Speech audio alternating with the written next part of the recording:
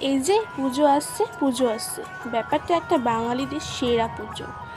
TV খুললেই ঢাকের শব্দ, মায়ের সাথে নতুন জামা কাপড় কেনা, পাড়ার কাকুর কাছে চুড়ি, মালা, টিপ আর কত কি বেশ দরদামে করে কিনতাম। তারপরে আসতো মেহেন্দি পরানোর পালা, আর আমার কাছে অনেকে মেহেন্দি পরতো।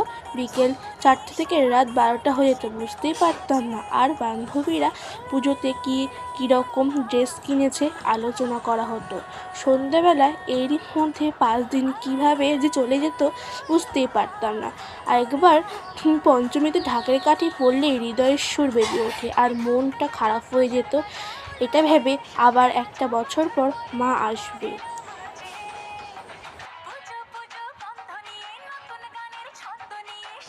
5 দিন পুজোতে 5 রকম ড্রেস পরে বিভিন্ন জায়গায় যেতাম বান্ধবীদের সাথে। বিকেল 4টে থেকে 12টা চোখের পলকে চলে যেত।